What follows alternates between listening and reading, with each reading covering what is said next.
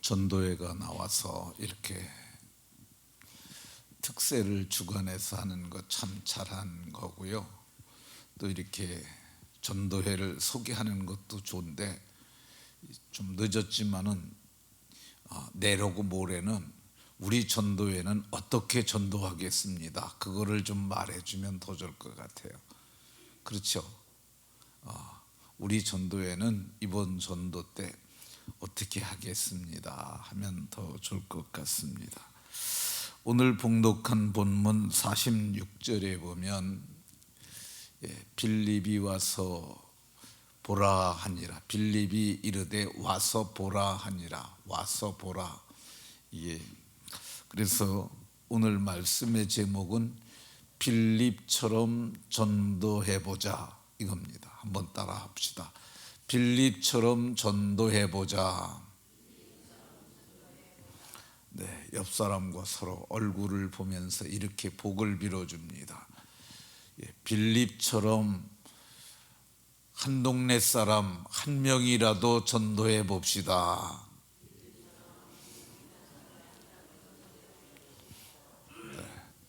빌립처럼 한 동네 사람 한 명이라도 꼭 전도해내는 복된 분들이 다 되시기를 예수 그리스도의 이름으로 축원합니다. 성경에는 사람을 주께로 인도한 수많은 전도의 선례, 선한 예가 많습니다. 오늘은 빌립이 어떻게 전도했는지 살펴보도록 하겠습니다. 먼저 빌립이 어떤 사람이라고 말하냐면 빌립은 벳세다 사람이라고 이렇게 말합니다. 이 44절에 빌립은 벳세다 사람이라. 벳세다가 어디냐면요, 지도를 보시면 갈릴리 바다 북쪽에 있습니다. 갈릴리 바다 북쪽에 빨갛게 있고 벳사다 이렇게 나왔죠. 그리고 거기 그 지도를 좀 보시고요. 그 다음에 나사렛이라는 대각선 방향으로 이렇게 나사렛이라고도 보이죠. 네. 그리고 이 벳세다에서 이게 오른쪽에 동쪽으로 벳세다가 있고 왼쪽 부분을 갈릴리라고 불렀어요. 그러니까 이 갈릴리 바다라고, 이게 원래는 호수인데 보통 갈릴리 바다라고 부릅니다.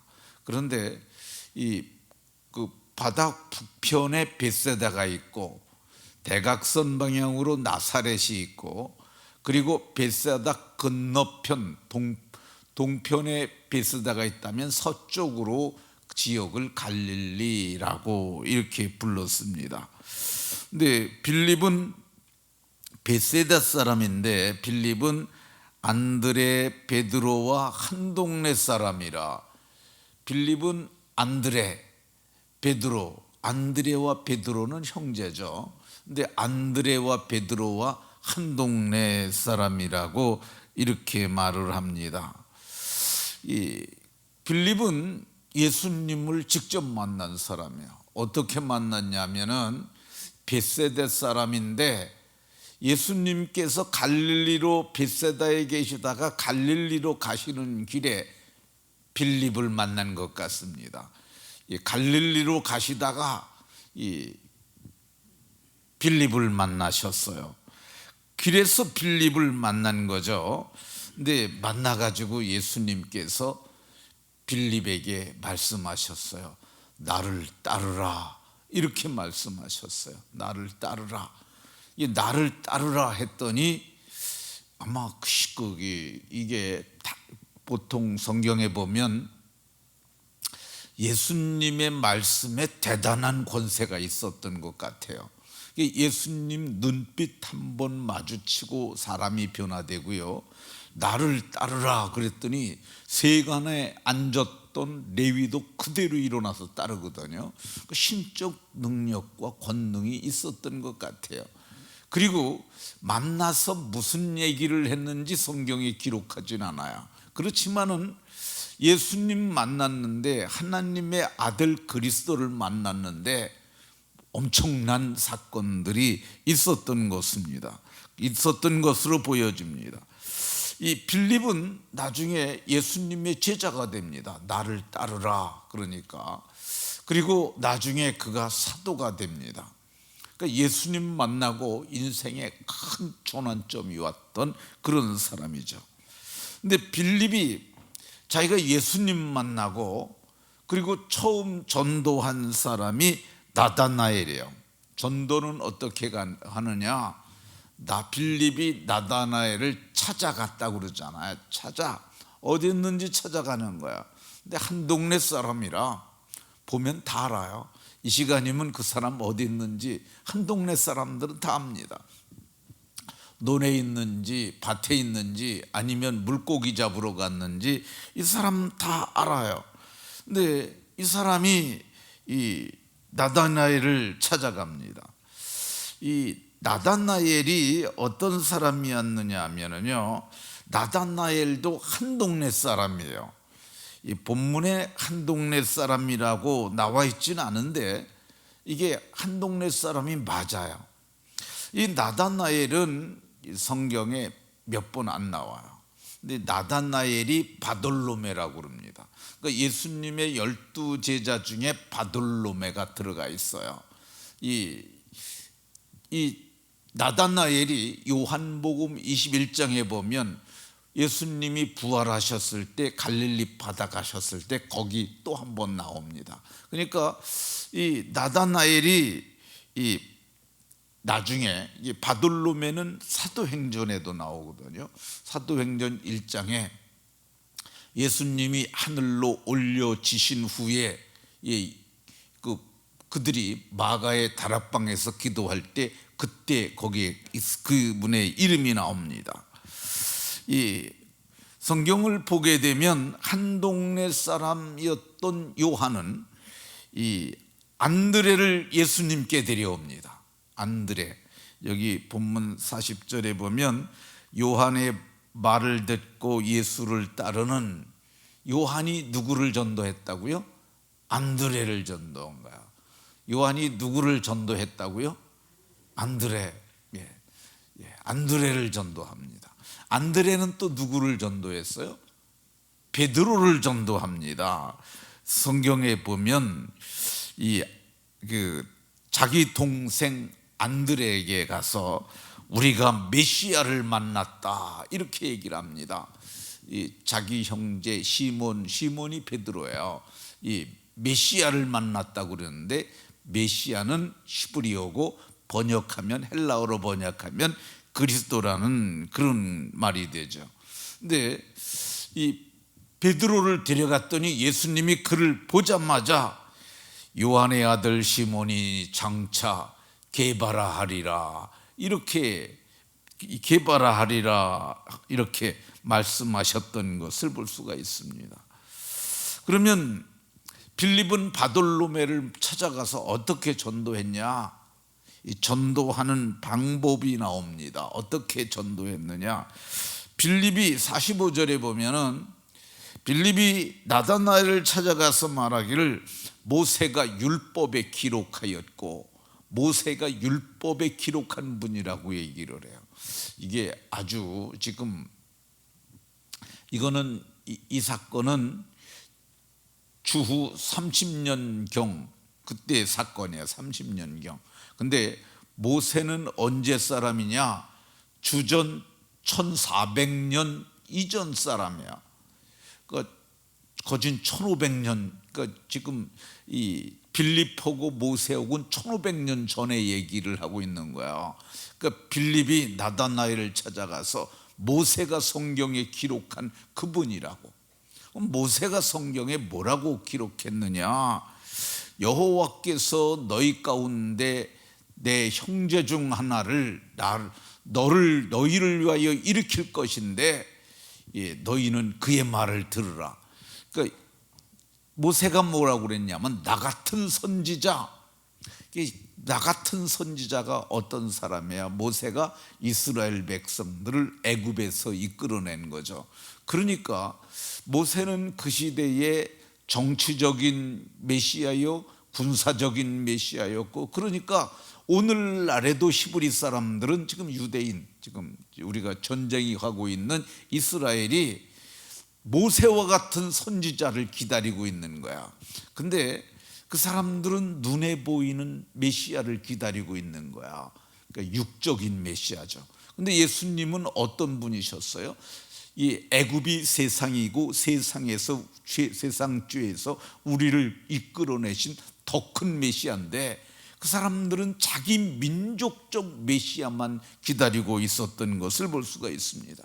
그런데 지금도 기다리는 그 위대한 하나님의 그리스도, 그를 지금 만났다고 그러는 게 엄청난 말을 한 거예요.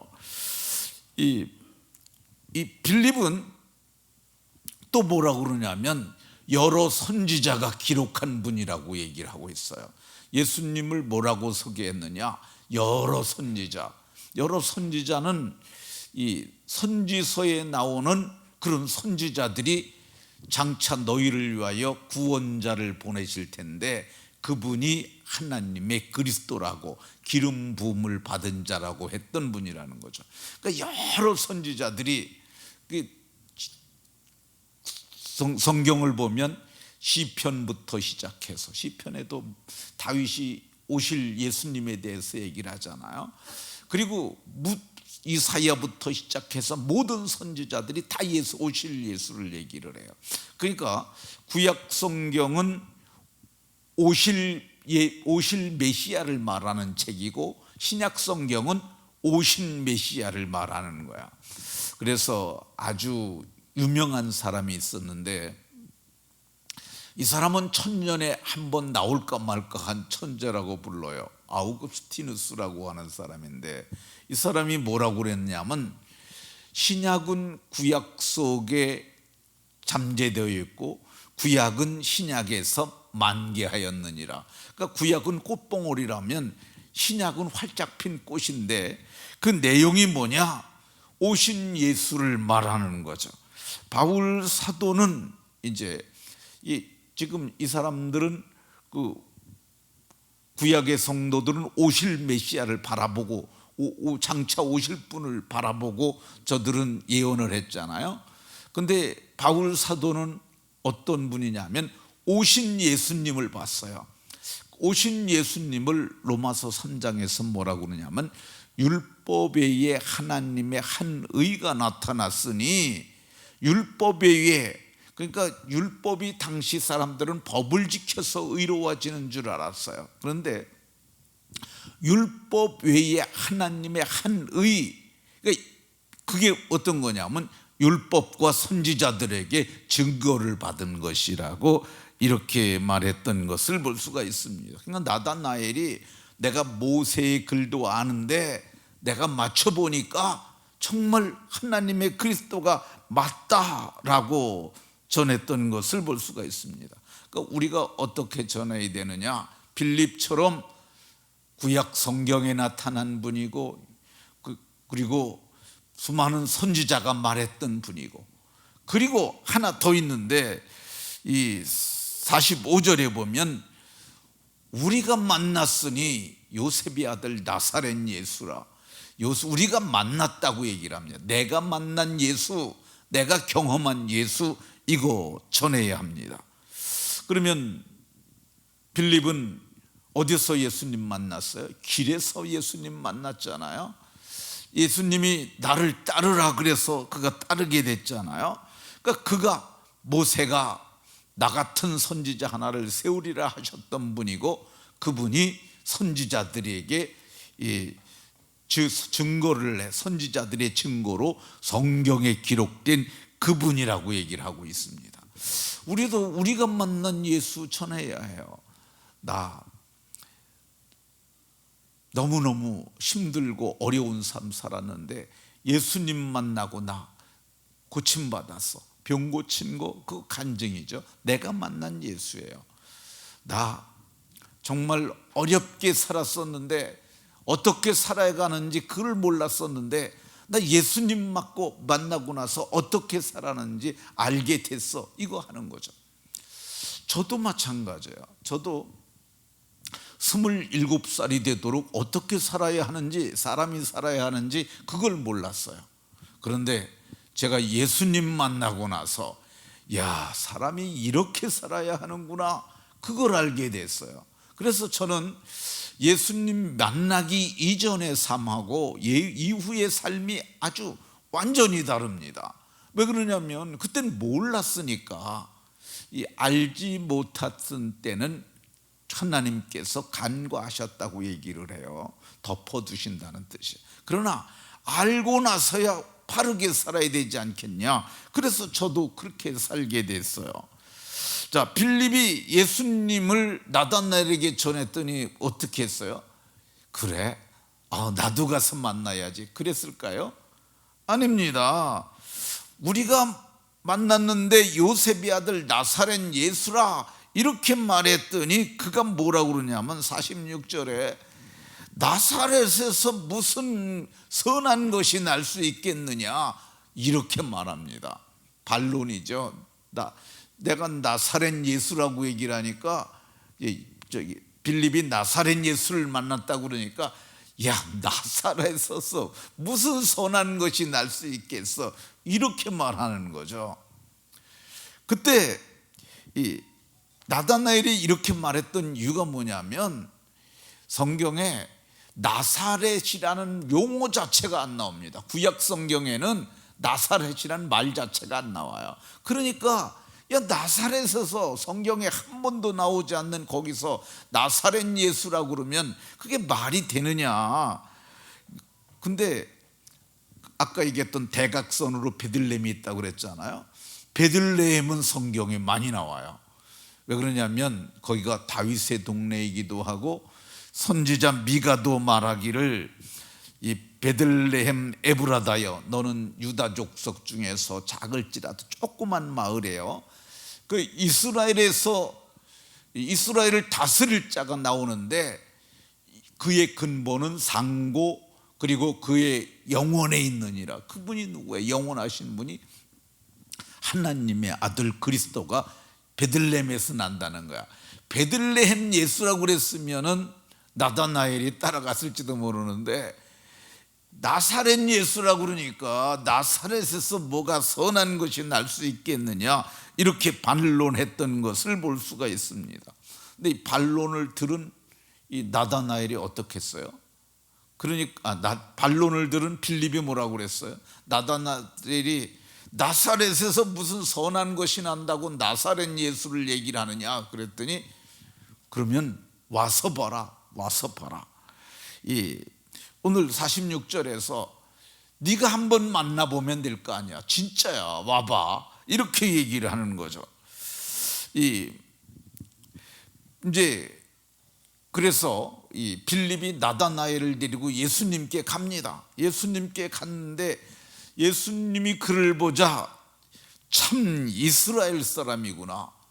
네 속에는 간사한 것이 없구나. 이렇게 말을 하는 거야. 근데 이 말을 듣자마자 이 나다나엘이 말합니다. 어떻게 나를 아세요?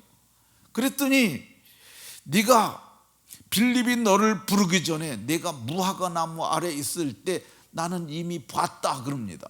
근데 사실은 서로 떨어져 있었거든요. 그거 어떻게 나를 아시냐고 그랬더니 너 무화과 나무 아래 있었지 않느냐. 근데 그거는 자기밖에 모르거든요. 근데 예수님이 말씀하시는 걸 보고 당신은 하나님의 아들이시요 당신은 이스라엘의 임금이로소이다 이렇게 말합니다. 그리고 그가 그때부터 예수님을 따릅니다. 그리고 마지막에는 그리스도의 복음을 위해서 그가 순교했다고 이렇게 말합니다. 우리도 빌립처럼 전도할 수 있어요. 한 동네 사람 만나서 친구 만나서 이웃 만나가지고 예수님 믿으면 죄사함을 받아요. 예수님 믿으면 의인이 돼요. 예수님 믿으면 구원을 받아요. 예수님 믿으면 천국 갈 수 있어요. 이렇게 말하면은 그 사람들이 뭐라고 그러냐면 야 천국이 어딨냐? 예수님 믿으면 어떻게 구원받냐? 야 구원받지 말고 10,000원이나 줘라 이럴 수도 있잖아요. 근데 그때 여러분들은 뭐라고 그러겠습니까? 뭐라고 하겠어요? 내가 다 말할 수는 없는데 그러면 12일 날 9시나 11시에 우리 교회에 와봐. 내가 다 말을 잘 못하지만은 우리 목사님 와서 얘기를 들어봐 라고 이렇게 말할 수 있습니다. 그렇잖아요. 그거는 어렵지 않잖아요. 야, 내가 천국에 어떻게 가는지 너한테 다 가르쳐 줄 수 없는데 우리 목사님한테 한번 와봐. 그러면 그분이 12일 날 9시에 하고 11시에 얘기를 하는데 그 말을 들어봐. 야, 한 번만 들어보면 너 이거 못 들어갖고 지옥 가면 어떡할래? 그러니까 한 번만 들어봐. 여러 말로 권하는 거죠. 손자녀들은 100만 원 주면 됩니다. 안 간다 그러면 100만 원 주세요. 진짜로 100만 원 주세요. 100만 원 딱 빳빳한 게 보여주고 너 가면은 가서 말씀 잘 듣고 오면 내 100만 원 줄게. 오늘 김정숙 권사님, 사회 보시는 권사님한테 딸들이 그 2명의 이름을 적어냈어요. 남편 이름도 적어내고. 그래서 들어오다가 만났어요. 100만 원 주라고 그랬더니 100만 원 줘가지고 안 돼요 그럽니다. 왜 그러냐니까 얘네들이 다 돈을 번대. 대학 마치고 직장 다니고 그러다 보니까 돈 벌어서 쟤네들은 100만 원 갖고 안 되는 거야.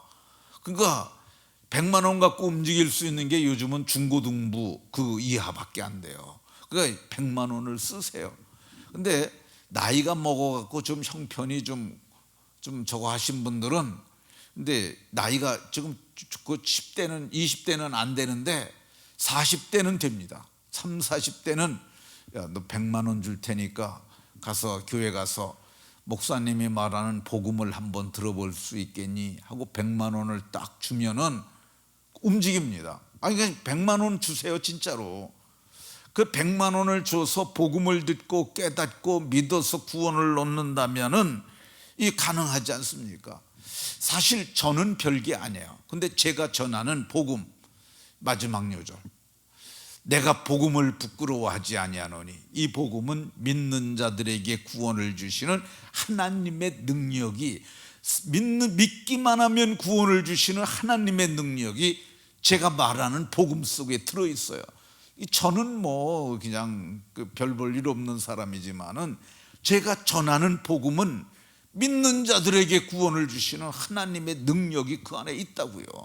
그러니까 데리고 오십시오. 그래서 뭐 100% 데리고 와도 주께서 마음을 열어주시지 아니하면 저 사람들이 구원받지 못해요. 이게 논리적인 이성의 영역이 아니라 이게 구원은 마음의 영역이에요. 그러니까 이성적 영역이 있어요. 들어야 되고 깨달아야 하는 건 이성의 영역, 이해하는 건 이성의 영역인데 마음으로 깨달아 하는 건 이게 마음의 영역이라 이거는 누가 하냐? 주께서 루디아의 마음을 열어서 바울의 말을 청종하게 하신지라. 그러니까 마음을 열어주시는 것은 주님께서 하셔야 돼요. 그건 어떻게 해야 돼요? 우리가 하나님 우리 손주가 이번에 교회 내가 100만 원 줘서 보내는데 주님께서 저의 마음을 열어주십시오. 그래서 들을 때 깨닫게 해주시고 그가 마음으로 믿어 구원에 이르게 해달라고 간절히 기도를 하면 주께서